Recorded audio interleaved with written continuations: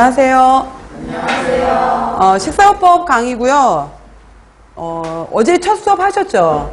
그래서 시험 제도에 대해서 좀 들었을 텐데 시험이 좀 바뀌었잖아요, 여러분들. 그래서 2016년도 시험이 39회였고요. 그 다음에 내년 시험이 이제 2017년도에서 40회 시험이 되는 거거든요. 그래서 2015에서 2016으로 넘어올 때도 시험이 약간 변화가 있었어요. 그래서 작년 같은 경우에도 약간 합격률이 낮아졌었거든요.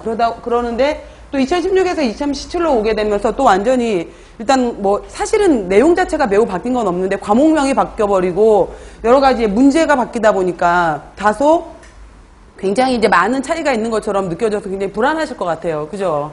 그래서 제가 이제 8주에 걸쳐서 여러분들하고 같이 식사요법이라는 강의가 들어갈 텐데요. 일단은 먼저 다시 한번 계속 머릿속에 정리를 하세요. 그래서 시험이 크게 이제 1교시, 2교시 이렇게 나누어지잖아요. 여러분들 시험이. 그래서 1교시는 100분간 시험을 보게 돼요. 여러분들이 100분. 그래서 9시부터 10시 40분까지 시험을 보시더라고요. 그리고 이제 30분 쉬고 11시 10분부터 다시 85분간 시험이 들어가게 되는 거죠. 그래서 여기 100분간 풀어야 될 문제가 120문제. 그 다음에 여기서 풀어야 될 문제가 100문제. 그래서 총 여러분들 시험 문제는 220문제가 되는 거예요. 그러니까 예전에 지금 작년 2016년 올해죠. 올해 이번 39회 시험까지는 일반적으로 300문제였었거든요. 300문제가 들어가게 되면서 그러니까 이것도 한번 정리를 해보세요. 크게 바뀐 건 없어요. 그래서 일단은 큰 과목으로 들어갔던 것이 영양학이 있었고 그 다음에 식품학 및 조리원리가 있었고요. 그 다음 식사요법이 있었고요. 그 다음에 단체급식이 있었어요. 그래서 이렇게 있어서 이 영양학에서 예를 들어서 60문제, 식품학 및 조리원리에서 50문제, 식사요법에서 40문제, 단체급식에서 50문제에서 이 네 과목에 해당이 되는 파트가 이제 메인 과목이었던 거죠. 그래서 여기 과목들이 지금 이렇게 보시면 200문제가 되는 거잖아요. 200문제였었고 나머지 이제 영양교육도 있었고 그 다음에 영양판정이 있었죠. 영양판정이 있었고 그 다음에 생리학 그 다음에 생화학, 그 다음에 식품위생, 위생이 있고 위생 법규가 영양 판정이 없었던 거죠, 여러분들. 뭐가 없었던 거죠? 식품위생이 있었고 위생 법규가 있었잖아요. 얘가 없었던 거죠. 그래서 위생 법규까지 해서 이렇게 나와 있어서 총 이제 20문제씩 해서 이렇게 있었던 건데 이렇게 해서 이제 100문제, 그 다음에 200문제 이랬는데 2016년도에 어떤 게 있었었냐면은 여기 200문제에 해당이 되는 이 메인 과목들을 워낙 이제 과락으로 넣었던 거죠. 그러니까 전체 300문제 중에서 60%에 해당이 되는 180개만 맞으면 합격이 되는 건데 아무리 이쪽에서 이제 예를 들어서 영양학 같은 경우에 60% 여기에 해당이 되는 과락에 해당이 되는 것은 40%를 얘기하는 거거든요. 그러니까 나머지는 다 100점을 맞았어요. 전부 다. 다 맞았는데 만약에 영양학에서 내가 여기 40%에 해당이 되면 24문제였을 거 아니에요. 24문제 아래로 맞게 되면 떨어지는 거예요. 나머지 걸 다 맞았더라도.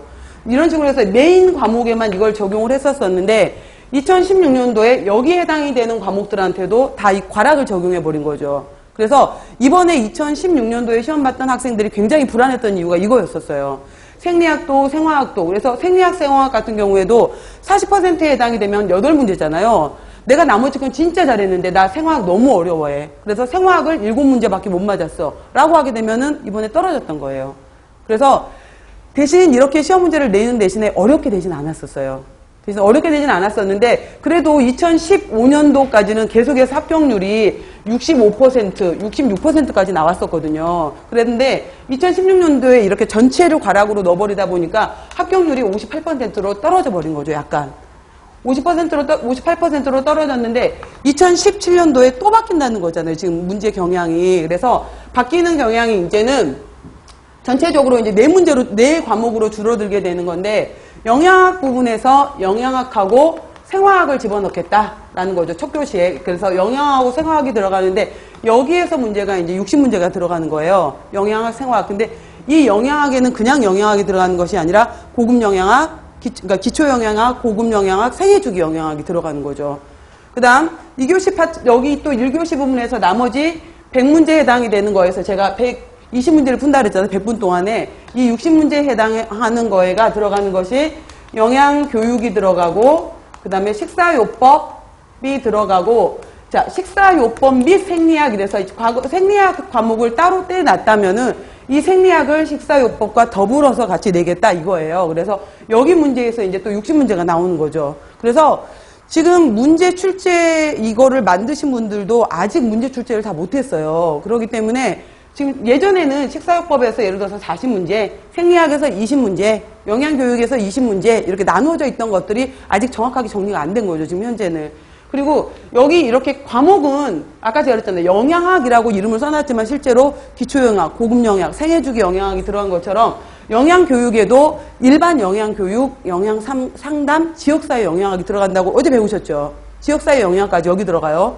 그 다음에 식사요법 여기 부분에는 임상영양학이 들어가게 돼요. 그래서 이제 제가 지금부터 설명하겠지만은 임상영양학하고 식사요법하고 이걸 포함하는 식사요법이거든요. 여러분들 학교 다니실 때 임상영양학, 식사요법을 아마 따로따로 배운 학교도 계실 거예요. 그러면은 도대체 임상영양학은 뭐고 식사요법은 무엇이냐 이렇게 볼 수 있잖아요. 그러면은 임상영양학 같은 경우에는 말 그대로 원인이에요. 원인. 왜 이 질환이 생겼는가라는 원인하고 그 대사 기전에 대해서 물어보는 것이 임상이에요. 그러면은 질환이 생겼어. 어떠한 질환이 생겼다라고 했었을 때 이 질환을 치료하는 방법이 여러분 알고 있는 것처럼 아파요. 약을 먹고 수술을 하고 식사요법을 하고 자 약물에 해당되는 것은 약대에서 수술이라든지 치료에 대한 것은 의대에서 우리는 그중에서 식사를 이용한 요법을 들어가겠다. 우리는 식사요법이에요. 치료법인 거죠. 이거는. 그게 이제 식사요법인 거예요. 그러니까 임상영양학은 질병의 원인과 기전에 대한 거, 증상에 대한 거 식사요법은 그중에서 치료법이 식사요법인 것이 바로 식사요법이 되는 거예요. 그래서 임상영양, 식사요법 이렇게 들어가게 되고 이 사람이 정말 질환이 맞아? 이 질환 거에 해당이 되는 것이 맞느냐라고 해서 영양 판정 부분까지 같이 포함이 돼 버리는 거예요. 그래서 식사요법이 어려워요, 여러분들. 그래서 학교 다니실 때도 저한테 이제 뭐 말씀 여러분들이 나누다 보면은 여기 식사요법이 전 학교 다닐 때 너무 어려웠고요. 정말 어려워요. 잘 모르겠어요. 이렇게 나오게 되는 건데 과거의 식사요법 문제 같은 경우에는 쉬웠어요. 예를 들어서 고혈압 환자에게 제한해야 될 음식은 무엇인가? 그럼 옛날 같으면 나트륨, 소금 이러면 끝났어요. 근데 지금은 이렇게 안 물어봐요. 지금 절대 이렇게 안 물어보고 자 예를 들어서 이제 이런 식으로 묻는 거죠. 60세에 해당이 되는 남자가 있었고 키가 예를 들어서 172cm에 몸무게가 80kg인 남자가 있었고 뭐 혈압은 예를 들어서 150에 100이 나왔었고 헤모글로빈 A1C 수치는 뭐 8%에 해당이 됐었고 이런 식으로 해서 임상 수치를 쫙 줘버리는 거예요. 그러면은 이거를 보고 나서 이 사람에 해당이 되는 것이 150에 100, 140에 90을 넘었으니 이 사람 고혈압이네 라는 것을 내가 판정을 해야 되는 거예요. 그래서 자 영양사가 이 환자에게 처방할 수 있는 식품은 무엇인가 이렇게 물어요. 그러면은 이걸 보고 나서 1번 예를 들어서 1번에 뭐 채소가 있었고 2번에 과일이 있었고 뭐 3번에 햄이 있었고 이렇게 쭉 나왔다라고 하게 되면은 이 사람은 여러 가지 질환 중에서도 지금 고혈압 쪽이 판정에서 140에 90이라는 판정 수치를 넘었으니까 고혈압이네. 그러면 우선 제일 먼저 조심해야 되는 것이 짠 음식에 해당이 되는 걸 제한해야 되는 거구나. 이런 식으로 해서 식품을 찾으실 줄 알아야 돼요. 이러다 보니까 식사요법이 쉽진 않아요, 여러분들. 그래서 좀 어려운 부분인데 그러다 보니까 당연히 아까 제가 원인 기전 얘기를 했잖아요. 원인 기전을 알려고 보면은 누구를 알아야 돼요? 생리학을 알아야 되는 거예요. 생리학. 혈압은 무엇이고, 그죠? 혈액은 어떻게 순환이 되는 것이고, 이러한 것들 여러 가지. 이런 생리학적인 부분에 대해서 알아야 되는 것이고, 이것이 100분 동안 풀어야 될 120문제에 해당이 되는 1교시예요.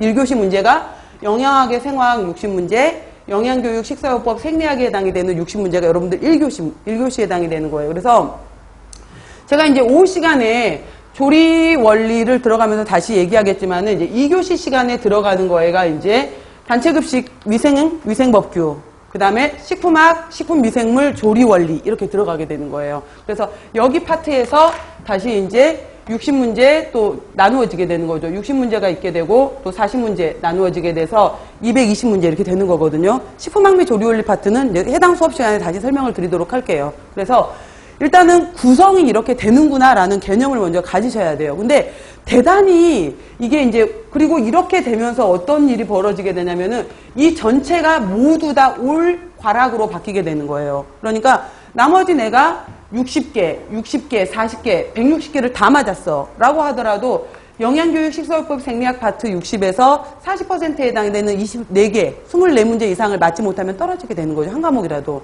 전체 과락이 돼버린 거예요. 전체 과락. 결국은 2016년도에 있었던 올 과락이 여기로 그대로 적용이 되는 거죠. 그래서 한 과목 한 과목을 놓칠 수가 없어요, 여러분들. 그래서 모두 다 어려운 과목이고요. 제가 설명이 길었는데 지금 이제 강의를 인터넷 강의를 통해서 인강으로 들으시는 학생분들도 계시고 그 다음에 지금처럼 이렇게 실강으로 오신 학생들도 있을 텐데 여러 가지 고민을 하시다 오신 거잖아요. 가는 게 맞나 안 가는 게 맞나 뭐 남들은 그냥 합격한다는데 나는 가야 하나 이걸 들어야 하나 정말 많은 고민을 하셨을 거 아니에요. 근데 영양사 시험 정말 어려워요. 그리고 참고로 말씀드리면은 저도 재수생이에요. 영양사 시험. 저는 영양사 시험이 너무 쉬운 줄 알았어요. 그래서 너무 건방진 거죠. 그래서 저희 친구들 같은 경우에도 공부 안 한 친구들도 최소한 2달 전, 1달 전부터 시작했는데 저까지 것 이러면서 저 때는 또 시험이 쉬울 때였었거든요. 제가 대학 다녔을 때는. 그랬는데도 불구하고 제가 이제 2주 전에 책을 편 거예요. 2주 전에 딱 하니 앉아서 자, 지금부터 이제 영양사 시험 공부를 해보자. 그래서 그것도 제가 이제 식용과였잖아요. 저도 식품영양학과인데 그때 이제 알바로 돈을 벌겠다며 그 이제 4학년 끝나고 대학원 들어가기 전에 그 2달 사이에 제가 입시학원을 찾아가서 수학과를 나왔다 거짓말을 한 거예요. 수학과 나왔다고 거짓말을 하고 막 학생들이 이제 수학을 가르친 거죠. 그러면서 낮에 너 돌대가리냐 이래서 막 얘들 막 손에 매 때리고 똑바로 숙제 안 해와 이런 돌대가리들 막 이렇게 해놓고 나서 이제 밤에 이제 와서 딱 책을 딱 펼친 거죠. 영양학 뭔 말인지 모르겠어요. 일단 패스해보자. 아는 과목이 나와야 되니까 영양학 패스, 단체급식 패스, 생화학 패스, 생리학 패스, 식사요법 패스. 책 딱 넘기는데 10분 걸리더라고요. 내년에 과감하게 끝냈어요. 아, 이거 2주치 공부 분량이 아니구나. 이렇게 딱 결론을 냈던 적이 있었는데, 그리고 이제 그 다음에 후배들 시험 볼 때 거기다 제 원서 밀어넣어서 같이 이제 시험 보고, 그 다음에 지금 여러분들 시험 보고 나면은 이제 뭐 예를 들어 3주에서 4주 뒤에 합격 문자 날라오잖아요. 합격 일자 바로 전날 낮에 정오 12시가 지나고 나면 핸드폰에 문자가 들어와요. 합격입니다. 전날 들어와요. 전날 오후에. 합격 해보셨잖아요. 여러분들 새삼스럽게 안 해보신 듯. 그죠? 그래서 전날 바로 오후에 합격입니다. 불합격입니다. 문자가 들어오거든요. 그리고 이제 합격이다 이렇게 되면은 그 국시원 홈페이지 들어가서 800원인가 600원인가 인증료만 얼마 금액을 지불하면은 내가 어느 과목에서 몇 점 맞았는지 다 떠요. 전체적으로 다. 그러니까 어디서 내가 어디서 좀 실수를 했구나 안 했구나 이걸 다 볼 수가 있거든요. 지금은. 그리고 응시료가 95,000원인가 97,000원인가 그래요. 비싸요, 여러분들. 응시료도. 그러니까 그다음에 수석 합격하면은 돈도 준대요. 다시 3만 원인가. 그러니까 그건 스스로한테 줘도 돼. 3만 원. 나는 그냥 합격하면 다 여러분들 수석 합격이라고 생각하세요. 누가 알 바 없어. 그러니까 합격하면 내가 수석인가 봐. 제가 그렇게 얘기를 했어요. 그래서 그렇게 얘기하고 다녔던 적이 있는데 그냥 그런 것 같아요. 지금 이제 첫 시간에 제가 지금 시험 제도에 대해서 간단하게 말씀을 드렸었는데 일단 머릿속에 시험 개요, 흐름 이걸 파악을 하시고요. 그 다음에 저는 그런 것 같아요, 여러분들. 그러니까 제가 강의 시간에 저도 이제 강의하면서 평가 부분에서 약간 이제 문제가 되는 게 교수님이 너무 좋아요. 이런 학생들도 있는 반면에 교수님 말이 너무 많아요. 이런 학생들도 있는 거죠. 그래서 말을 줄여야지 하는데 안 줄여지더라고요. 근데 아무튼 이제 최대한 강의에 관련된 얘기만 얘기를 할 거고요. 첫 시간이니까 얘기를 드리는데 그런 것 같아요, 여러분들. 제가 보면은 강의하다 보면은 나중에 우리 비만에서도 나오게 되는데 비만에서 이제 식사요법도 있고 운동요법도 있고 뭐 수술요법도 있고 약물요법도 있지만은 자기인지요법, 행동수정요법 이렇게 해서 행동수정요법이라고 나오게 되는데 내 행동에 뭐가 문제가 있었을까라는 걸 파악을 해야 되잖아요. 그럼 자기 관찰, 난 뭐가 문제지? 그 다음에 자기 관리, 이제 컨트롤을 해야 되는 거고 그 다음에 보상을 해주셔야 돼요. 보상. 이 보상이라는 게 저는 과거에는 이걸 꼭 뭐 보상을 해야 돼 이랬었는데 지금이 이제 7월 첫째 주고 지금 중고등학교 아이들 이제 빨리 끝난 학교는 지난주 이번 주 지금 기말 시험이 있는 건데 여러분들도 지금까지 시험 이렇게 넘어오셨잖아요. 또 이거를 또 시험 준비하러 또 오신 거고 그러면은 시험이라고 했으면은 아까 제가 합격하면 수석이다라고 했잖아요. 그냥 합격이라는 관문을 넘어야 될 거 아니에요. 패스. 그리고 제가 이제 또 식용과 학생들한테도 항상 하는 얘기 중에 하나가 저는 뭐 영양사가 제 적성에 안 맞는 것 같아요. 막 이런 얘기를 해요. 그러면은 안 해봤잖아. 이렇게 얘기를 하는 거죠. 안 해봤잖아. 그래서 저 같은 경우에도 영양사 짧게 했어요. 길게는 못하고. 저는 짧게 11년만 했거든요. 정확하게 말하면 10년 10개월 정도를 제가 영양사를 했었었는데 처음에 저도 하고 싶지 않아서 대학원을 갔던 건데 결국은 다시 영양사를 하다가 또 공부를 하고 이랬었는데 일단 네가 전공을 했으면은 3년 공부를 했든 4년 공부를 했든 전공을 했다면은 가져라. 라이센스 영양사 면허증은 들고 있어야 될 거 아니냐. 들고 있는 다음에 내 적성에 맞아 안 맞아 선택권을 주려면 네가 면허증을 가져야 된다. 그 이후에 그 다음 결정해. 할지 말지는 일단 가져봐. 가진 다음에 얘기를 해 라고 얘기를 하거든요. 그러면은 뭐 저 이 시험 너무 어려울 것 같은데 미리 포기하면 안 돼요 막 이러죠. 그래서 요즘은 이제 졸업하기 전에 학생들이 조리사 면허, 위생사 면허, 그 다음에 영양사 면허, 그 다음에 야무진 친구들은 그 식품 제조기사 자격증까지 따더라고요. 그러니까 산업기사 자격증을 따면은 전문대에서는 그거를 16학점까지 전공으로 인정을 해줘요. 그러면은 여기에서 이제 몇 개만 전공을 더 들으면은 학위를 받을 수가 있어요. 2, 3년에서. 뭐 이런 것도 있게 되는 건데, 근데 쉽지는 않아요. 산업기사 보면 굉장히 어렵더라고요. 과목들이. 뭐 가공학에, 식품학에, 뭐 저장학에, 뭐 굉장히 어려운 과목들이 많이 들어있는데도 합격을 해야 학생들이 의지가 있으니까. 그래서 제가 하고 싶은 얘기 뭐냐면은, 자, 보상이라고 얘기를 했잖아요. 여러분들이 일단 여기를 왔어. 강의를 들었어. 라고 했으면은 그 8주간 정말 나한테 뭐 시간을 내서 정말 힘들게 시간을 내서 왔고 돈 투자를 해서 왔고 오셨잖아. 그러면은 그거에 대해서 나한테 일단 스타트 했다라는 것만으로 나 대단하다. 나 잘했다. 그 다음에 일단은 공부가 잘 되는 날도 있을 거고 잘 안 되는 날도 있겠지만은 빠지지 말고 8주간은 끝까지 나온다 라고 생각을 하시고 그 다음에 이제 7, 8월 강의를 저는 사실 권장하진 않아요. 학생들한테. 이거 학원 관계자님이 보시면 큰일 나겠지만은 권장하진 않는 게 뭐냐면은 7, 8월에 미리 들어놓잖아요. 그러면은 9월, 10월, 11월, 12월, 1월 5개월간 무지하게 불안해요. 불안해. 왜 불안해? 7, 8월 동안에 강의를 들으면서 공부는 안 했어. 근데 이것도 외워야 되는데 저것도 외워야 되는데 공부해야 될 게 굉장히 많다라는 것만 알게 돼요. 그러면은 공부할 게 이렇게 많은데 내가 몰랐구나라는 것을 인지하는 시간이에요. 이 시간이. 그리고 나머지 날은 공부가 안 돼. 그렇기 때문에 불안해지는 거예요. 그러면은 어떤 학생들은 10월, 11월 반에 또 들어오기도 하고 12월, 1월 반에 또 들어오기도 해요. 그럼 이렇게 또 들어온 학생들이 합격하느냐? 꼭 그렇지도 않더라고요.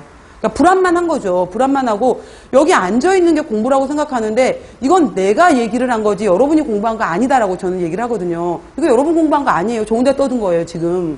여러분 공부 아니거든. 그러니까 8주 동안 다 못 외우시더라도 이제 그 주차마다 매주 수업 범위가 나가잖아요. 당일날 매일 복습을 하세요. 왜 나중에 시간 지나서 보면은 내가 밑줄 쳐놓고 글씨 써놨는데 분명히 내 글씨 맞아. 그죠? 내 글씨 맞는데 누가 써준 거 아니죠. 내 글씨 맞는데 왜 써놨지 이걸 모를 때가 있거든요. 그러니까 당일날 봐놓고 나서 그러면 적어도 나중에 외우더라도 이게 무슨 내용이었는지만 파악해도 되잖아요. 그러니까 그 정도만 하세요. 너무 많이 외우려고도 하시지 마시고 그러니까 당연히 예습은 못 하시지. 예습은 못 하시지만은 복습 매일 못 해요. 그러면은 그 한 주 내용이라도 내가 시간 투자를 해서 그 주 거는 공부를 해놓겠다. 적어도 학원 다녔던 내용에 대해서는 이해는 해놓겠다. 외우라는 게 아니야, 여러분들. 외우시지 말고 이해를 해놓으라는 거예요. 그래야지 이 시간이 불안하지 않아요. 지금 7, 8월 공부해 놓으시고 나서 이 시간 지나버리면 정말 불안해지거든요, 마음이. 그러니까 먼저 시작한 만큼 그걸 최대한 활용하시라고요. 활용하시면서 8주 강의 동안 빠지지 마시고 그냥 최선을 다해서 내 나름대로 나한테 그래서 내가 정말 8주간 열심히 수업도 들었고 나한테 기특하다라고 한다면은 나한테 충분한 보상해 줄 수 있는 거잖아요. 뭐 정말 먹고 싶었던 거, 정말 가고 싶었던 거, 정말 갖고 싶었던 것, 하고 싶었던 것 이런 것들 이거는 보상을 누가 해주는 게 아니라 내 스스로가 해야 되는 거더라고요. 나한테 나 참 잘했다 이런 식으로 해서 여러분들 스스로한테 여러분들이 보상도 해주셨으면 좋겠어요. 그래서 저한테 얘기하세요. 마지막 날 제가 아이스크림 쏠게요. 저 8주간 다 나왔다 이러신 분한테는 제가 그래서 보상도 있는 거고요. 그래서 꼭 여러분들이 결과를 합격이라는 결과를 받으셨으면 좋겠어요. 그래서 그 이후에 또 여러분들이 영양사 면허증을 가지고서 또 다른 많은 길들로 가셨으면 좋겠어요. 그죠? 아셨죠? 자, 그리고 제가 이제 공부하는 방법을 알려드리도록 하겠습니다. 자, 먼저 식사요법 책을 보시면은 항상 책을 볼 때는 맨 앞에 차례를 먼저 보세요. 차례. 공부 방법은 차례예요, 여러분들. 차례예요. 그래서 어떤 과목이든지 간에 마찬가지예요. 어떤 과목이든지 그 책을 보시면은 아, 이 과목이 이걸 배우는 거구나 라고 보시려면은 전체적으로 차례를 쭉 보셔야 돼요. 그래서 왜 우리가 그 공부 잘 열심히 책상에 앉아 있었는데 공부를 못하는 사람들의 특징이 뭐냐면은 그러니까 못한다기보다는 성적이 안 나오는 거죠. 그래서 학생들도 저한테 물어요. 교수님이 나온다 그랬던 거하고 시험지하고 맨날 다르게 내세요? 이렇게 물어. 내가 왜? 뭐 이렇게 내면은 표 중요하다고 막 일찍이 설명해 줬어요. 그러면은 얘들아 이 표는 꼭 봐라. 근데 이 표에 대한 질문을 여 위에 문장에서 제가 내요. 그러면은 이 문장을 읽어보고 나서 이 표의 내용을 써야 되는데 이 표를 안 냈다는 이유만으로 찝어준 데서 시험 문제를 안 냈대. 이렇게 얘기를 해요, 학생들은. 이 표 똑같이 낼 거야. 이런 거 아닌 이상은. 이렇게 얘기하게 되는데 시험 공부를 할 때는 먼저 큰 가지를 치셔야 돼요. 큰 줄기를 보시고 그 다음에 작은 가지를 만들고 여기에서 이제 세부사항으로 공부를 하는 거지. 그래서 일단은 1챕터를 공부를 했다 그러면은 이 1챕터를 내가 머릿속에 다 외워버려야지 안 돼요. 답답하고 안 되거든요. 집중도 안 되고. 그러니까 일단은 아 이런 내용이 있구나 그냥 소설책 넘기듯이 넘겨요. 그 다음에 그래도 잘 요점 파악이 안 돼. 그럴 때 하는 것 중에 하나가 이제 문제를 푸는 거예요. 문제를 풀어보게 되면은, 아, 아까 그 이론이 이런 식의 문제로 나오는구나. 라고 이제 문제 적용을 하는 거죠. 문제를 본 다음에 이런 문제가 나오는데 내가 이런 문제를 계속해서 틀리네? 오늘 이제 제가 내용 얘기할 것 중에 식품 예를 들어서 식품 교환표를 얘기를 한다. 근데 식품 교환표 그 표 다 외우라 그랬는데 저 표를 다 외워야 돼. 저 숫자를. 이랬는데 막상 문제를 풀다 보니까 칼로리 계산을 하래. 단백질 계산을 하래, 지방 계산을 하래, 이런 문제를 보다 보면, 아, 이래서 저 표에 있는 숫자를 외워야 되는구나라는 것을 인지하게 되는 거예요, 그때는. 그렇게 되면은 다시 이론으로 돌아와서, 아, 이런 문제가 계속 반복되는 걸로 봐서 얘가 굉장히 중요한 거였구나, 라고 하면서 이제 외워야 되는 거죠, 결국은. 그러니까 이런 거기 때문에 처음부터 막 이 한 줄 한 줄을 내가 다 외워버려야지 안 돼요, 그거는. 넘기시면서 전체적인 내용을 보고, 그 다음에 문제 적용을 해보시고, 그러니까 문제집도 한 권만 사시면 돼요. 여러 권 살 필요 없어요. 그러니까 일반적으로 사람들이 많이 보는 문제집 딱 하나. 그리고 저는 개인적으로 이렇게 막 그 시험 직전에 풀어보는 모의고사 문제집 있잖아요. 그거 권장하지 않아요. 괜히 마음만 불안해져. 그러니까 그거 안 풀어도 돼. 안 풀어도 되는 거니까 그냥 큰 문제집 하나 있잖아요. 그 문제집 한 권만 사셔서 한 챕터 풀어보고 문제 보시고 한 챕터 풀어보시고 문제 보시고 이렇게만 하셔도 돼요. 그 다음에 우리 학원 교재가 여기 학원에서 주시는 여러분들한테 드렸던 교재가 말 그대로 서브노트예요. 그러니까 이 이론만 보셔도 충분해요. 이론 부분은. 얘만 보셔도 충분한 거고 문제는 많지는 않잖아요. 근데 이 문제에서 크게 벗어나지 않아요. 그러니까 왜 교수님 문제는 왜 시험 문제하고 안 똑같아요가 아니라 문제 푸는 요령을 배우고 이 이론이 이렇게 적용되는 거를 배우는 거지. 아, 이 문제 똑같이 나왔어. 얘 답 3번이었어. 이게 아니라니까요. 그러니까 이걸 착각하시면 안 돼. 문제를 통해서 이론을 적용하는 방법을 배우시는 거예요. 어떤 과목이든지 간에. 그래서 항상 볼 때는 순서를 보셔야 돼요. 순서. 식사요법에서는 도대체 뭐가 나오나? 자, 보세요. 그래서 오늘 제가 설명할 부분이 제1장 식사요법의 개요. 도대체 식사요법이라는 게 무엇이냐? 라고 해서 제가 설명을 할 거예요.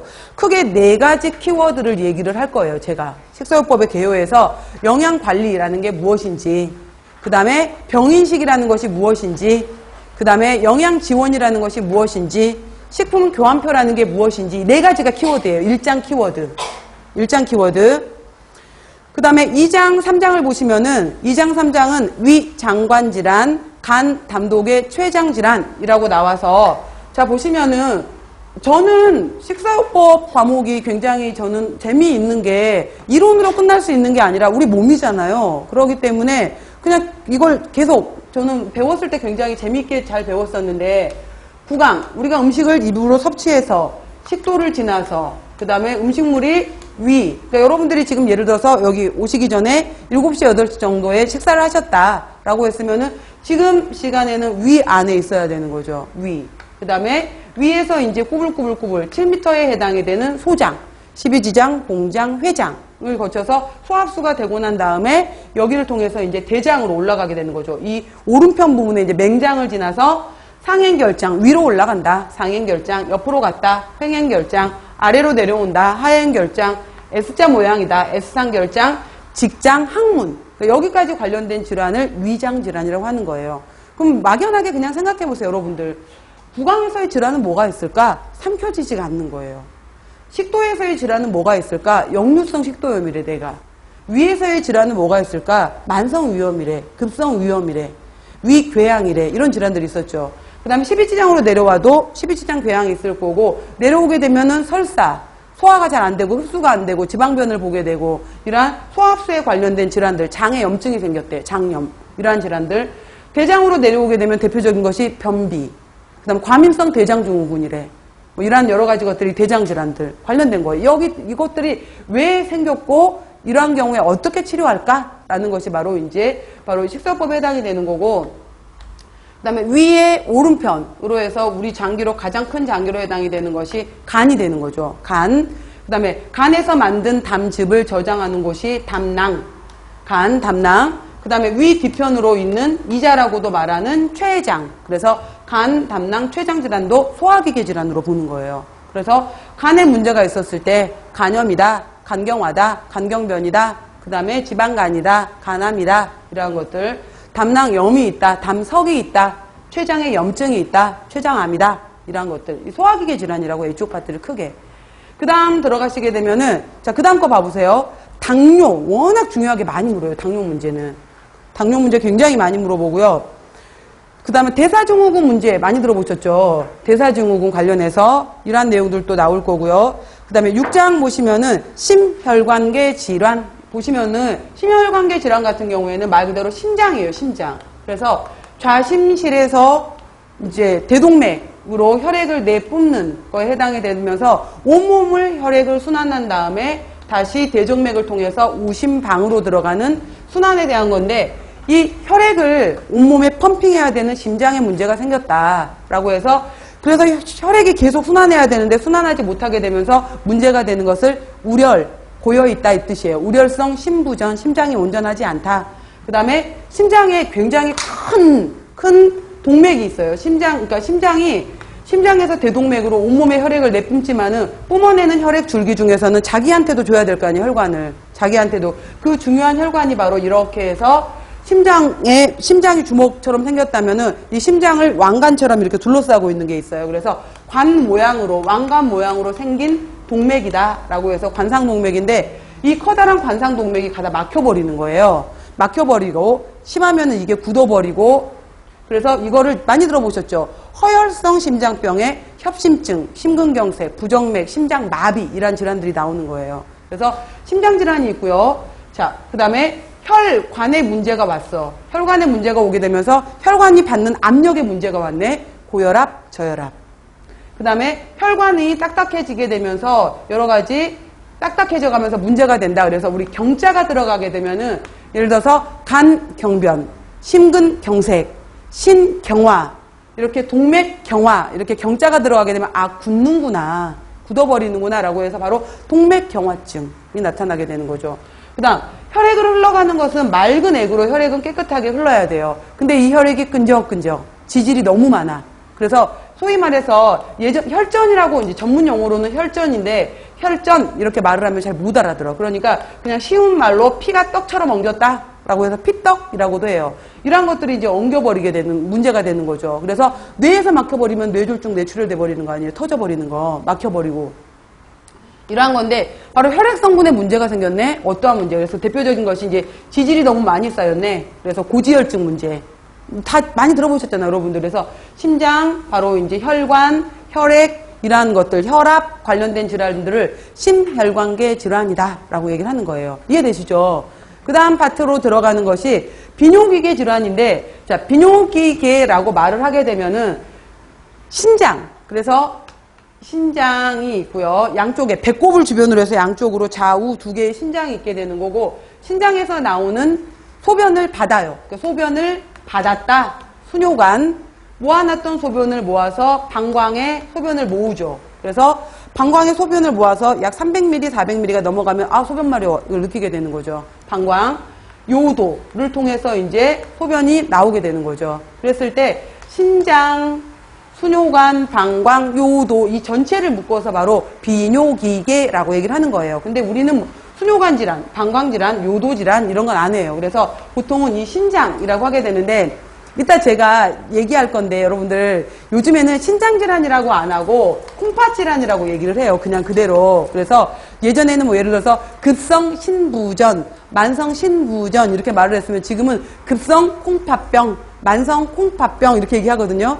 그래서 제 책에 문제가 하나 생겼어요. 이따 여러분 보시면 아시겠지만은 제가 이제 이 책을 다시 개정을 하면서 이번에 다시 정리를 하면서 신장으로 써져 있는 모든 단어들을 콩팥으로 다시 재정정을 해야 되겠다라고 하게 되면서 제가 왜 그 한글 파일에서 바꿔쓰기 있잖아요. 곧 찾아서 바꾸기를 해놨는데 진짜로 신장을 재고 몸무게를 재야 된다. 나와야 되는데 이따 보시면 알겠지만 콩팥을 재고 콩팥이라고 나와 있어요. 그 다음에 비만 부분에서도 신장 분의 뭐 몸무게 이렇게 나와 있잖아요. 그것도 몸무게 분의 콩팥 이렇게 나와 있어요. 그러니까 제가 비뇨기 파트만 보느라고 여기서만 교정을 했는데 앞쪽에 신장이 나온다는 사실 망각을 한 거죠. 그래서 저도 이제 책 이번에 강의 준비 다시 하면서 내 책 다시 정리됐네 이렇게 넘기다 보니까 갑자기 느닷없이 콩팥이 튀어나오는 거예요. 이 콩팥이 여기 왜 들어와 있지? 봤더니 제가 이 신장을 콩팥으로 바꾸다 보니까 이게 다 튀어나와 버렸더라고요. 이렇게 몇 군데가.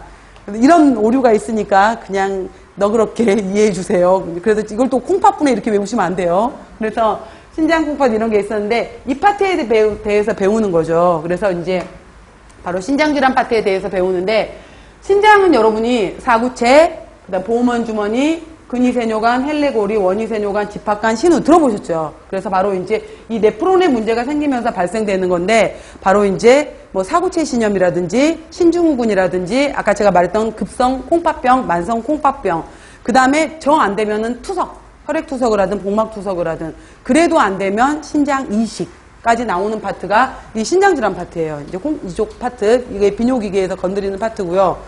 그 다음이 제 8장이 빈혈인데 자, 여기까지가 시험 문제의 메인 파트예요. 식사요법에서 가장 많이 나오는 파트가 그러니까 전에는 올해 여러분들이 처음 문제 배점이 바뀌는 거기 때문에 어떻게 나올지 모르겠는데 과거에 식사요법 문제가 40문제였잖아요. 40문제였으면은 지금까지 문제들 1장, 2장, 3장, 4장, 5장, 6장, 7장, 8장에서 각각 4문제 정도씩 나왔었어요. 각 파트마다. 그럼 32문제가 되는 거죠.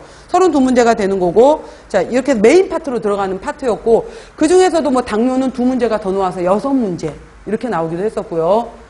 이렇게 해서 이제 이 8장까지가 메인 파트로 들어가게 되는 거고, 자, 올해 그 개정이 되면서 여러분들한테 더 강조를 했던 파트가 뭐였냐면 이제 암이 더 세게 들어가는 거예요. 암 파트가 들어가 있고요.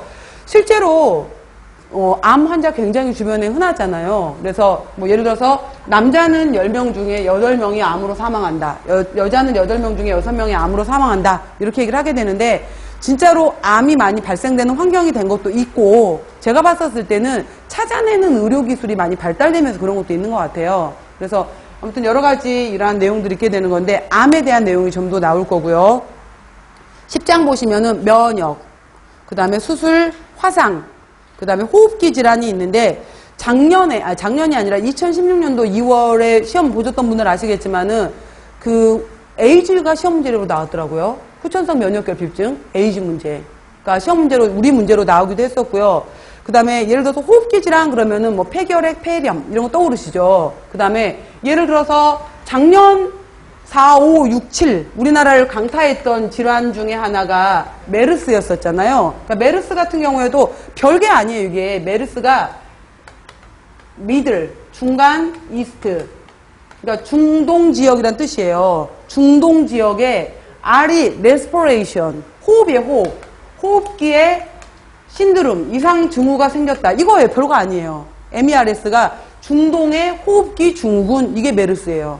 그죠? 그러니까 이 과정에서 이 메르스 문제, 호흡기 질환 얘기도 있었고요. 근데 한참 이 메르스로 문제가 떠들었을 때 사람들이 말했던 게 뭐였냐면은 야, 메르스 갖고 뭐라 그러지 말아라. 독감으로 죽는 사람이 더 많아. 그리고 실제로 우리나라에 더 심각한 것은 결핵이야. 이렇게 말했던 사람이 많았어요. 여러분들 12월 말에 그 실 팔았잖아요. 우표처럼 생겼던 거. 그래서 실 팔았었는데 그 실 기금이 바로 결핵 환자 기금이에요. 근데 이게 우리나라에서 사라진 것 같은데 여전히 선진국에 현재도 많은 게 결핵이에요. 근데 지금 우리 강의실에는 없어요. 안 계세요. 왜냐면은 이 결핵은 감출 수가 없어요. 기침 때문에. 그러니까 만약에 잔기침이 계속해서 감기도 아닌데 기침이 계속해서 2주 이상 간다. 그러면 가족 간의 감염이에요. 감염이기 때문에 기침이 일단 길어진다 그럼 보건소 가서 검사해 보셔야 돼요. 병원까지는 아니더라도 그러니까 문제가 될 수 있어요. 결핵균은 상재균이에요. 떠다니는 상재균인데 말 그대로 면역력이 떨어졌었을 때 올 수 있는 거예요. 불안하시죠? 갑자기 기침하시면서. 근데 이게 이제 계속 조절이 안 될 만큼 심하게 되는 것이 결핵. 이것도 이제 호흡기로 들어가게 되는 거죠. 이러한 질환들이 호흡기 질환들. 그 다음에 11장에 신경계 및 골격계 질환도 있고요. 신경계 질환 같은 경우는 머리 아파, 편두통 이러한 것들. 그 다음에 치매 이러한 것들 있죠. 이러한 것들도 다 신경계 질환으로 들어가는 거죠. 그 다음 골격계 질환 같은 경우에도 시험 문제 잘 나오는 파트가 이제 워낙 골다공증, 골련화증, 골절 이 파트로도 잘 물어요. 골격계 질환 파트. 그 다음에 마지막 12장으로 들어가는 것이 이제 선천성 대사장애가 들어가게 되면서 선천성 대사장애 같은 경우에 예를 들어서 뭐 갈락토주를 대사 못하는 갈락토세미아 환자가 있다.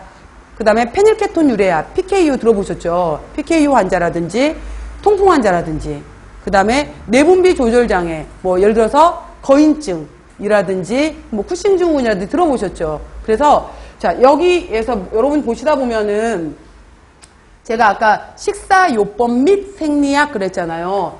그래서 이 생리학 파트를 이제 따로 생리학은 식사요법 안으로 들어와 있긴 하지만은 굉장히 중요해요. 그래서 생리학 선생님이 이제 내일 강의하시는데 정말 강의 잘 하시거든요. 그러니까 생리학 생화학 열심히 잘 들어놓으세요. 그러면은 학부 때 이제 그때 들으셨었을 때는 잘 이해 안 됐던 것이 지금은 여러분들이 이제 절실하잖아요. 그러니까 마음 자세가 바뀌었기 때문에 받아들이는 것 자체가 달라지게 돼요. 그래서 잘 들을 수 있는데 특히 여기에서 내분비 질환으로 들어가게 되면은 내분비가 바로 결국은 호르몬이거든요. 호르몬에 해당이 되는 건데 이 호르몬 굉장히 중요해요. 그래서 예를 들어서 이 호르몬 그러면은 이제 내분비 기관의 가장 큰 중추는 뇌예요. 그래서 예를 들어서 제가 이제 수업 시간에 너의 성감대는 어디냐? 만약 이런 질문을 했어요 실제로.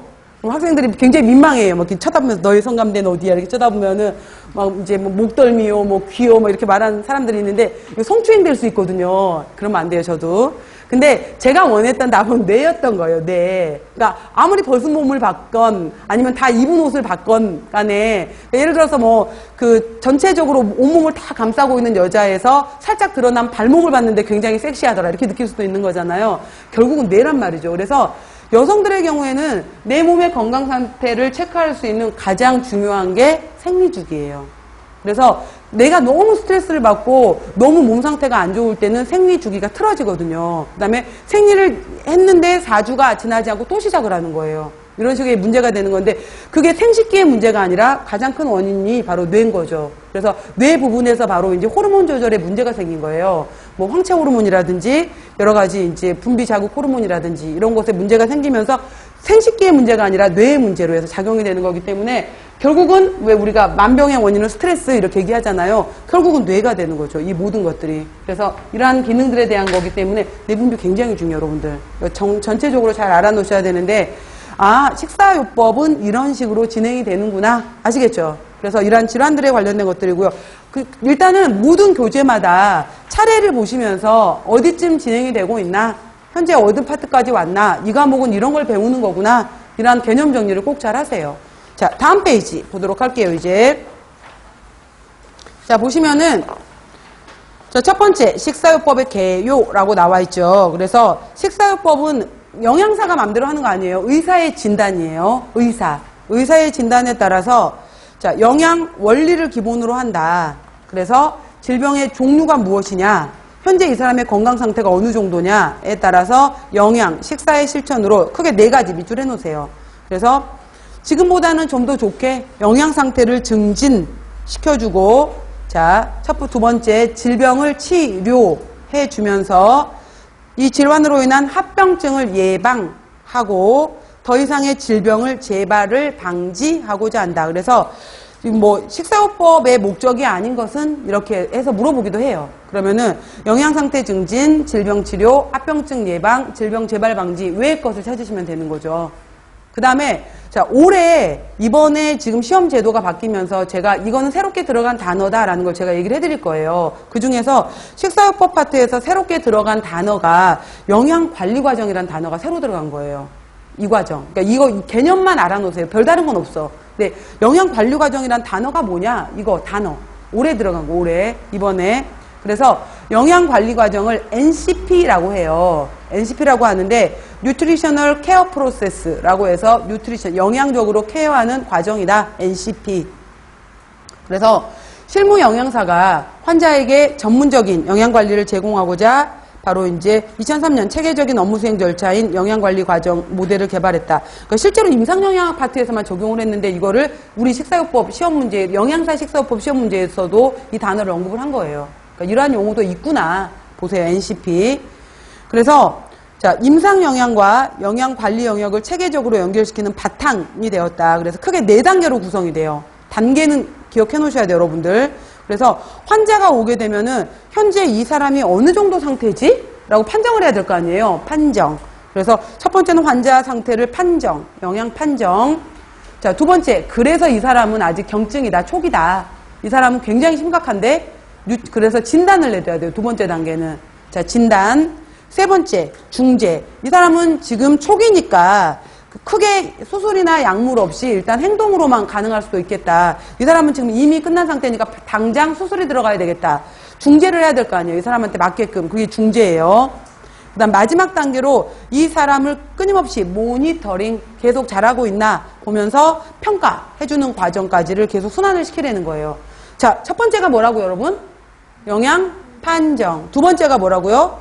영양 진단. 세 번째가 영양 중재. 네 번째가 모니터링 및 평가. 이렇게 쭉 단계를 꼭 단계. 그래서 영양 판정에 대한 내용이에요. 밑에 보시면 자, 원인을 결정하기 위해서 자료 수집, 확인, 해석하는 거다.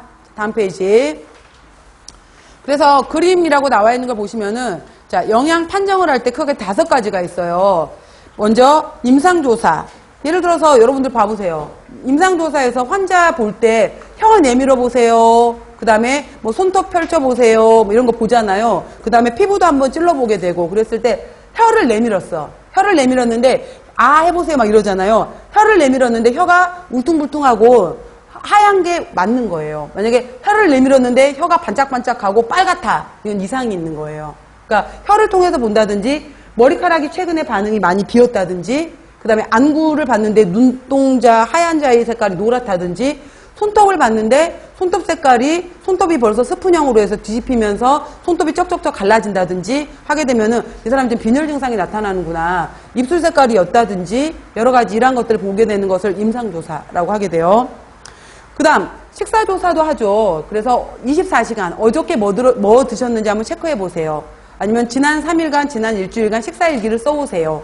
주로 어떤 음식을 많이 드세요? 이렇게 물어보는 식사조사.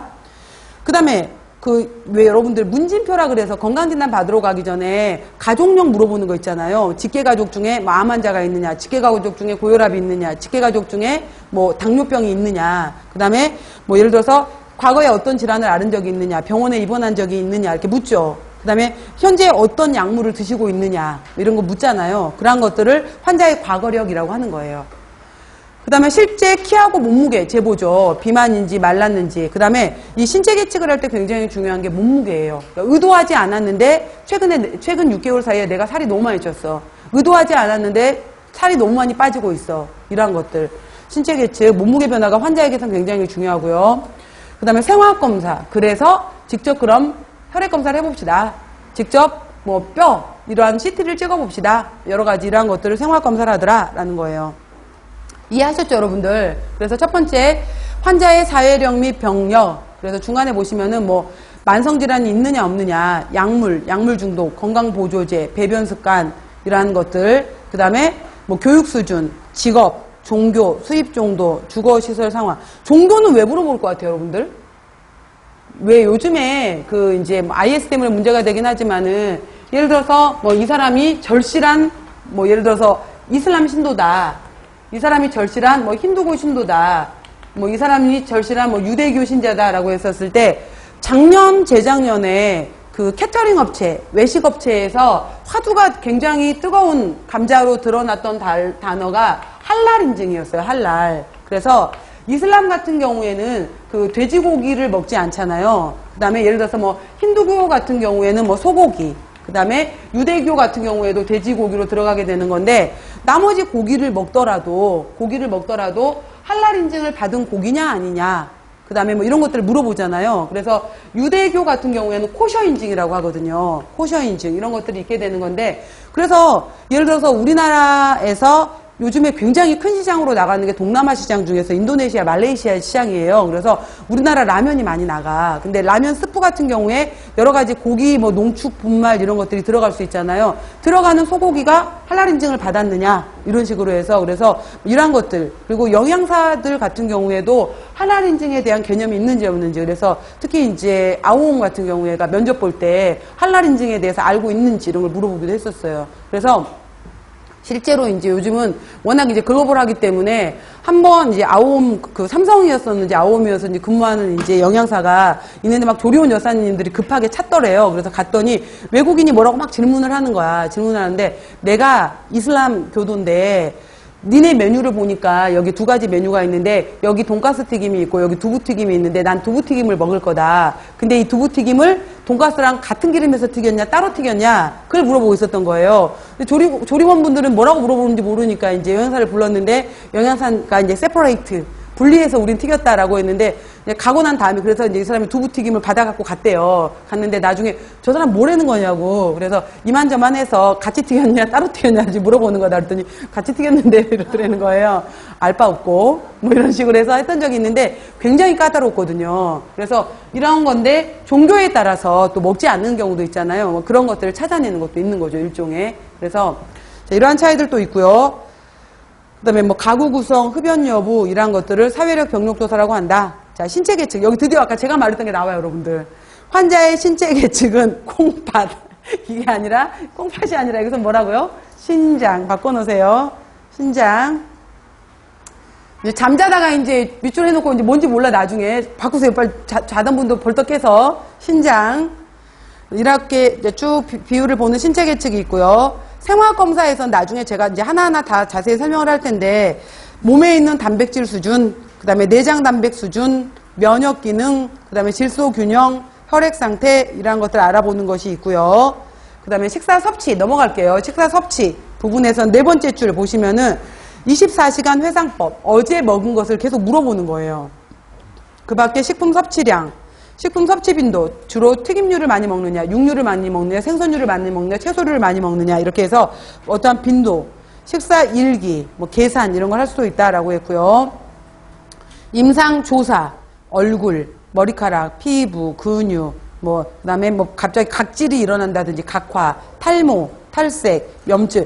여러분들 그 다이어트, 급격한 다이어트의 가장 대표적인 후유증 중에 하나가 탈모인 거 아시죠? 그러니까 뭐 갑자기 몸이 이제 산성화되면서 모근이 약해지게 되면서 빠지는 거예요. 그러니까 이러한 것들, 탈모. 그러니까 이 사람 몸 상태를 볼 수 있는 거예요.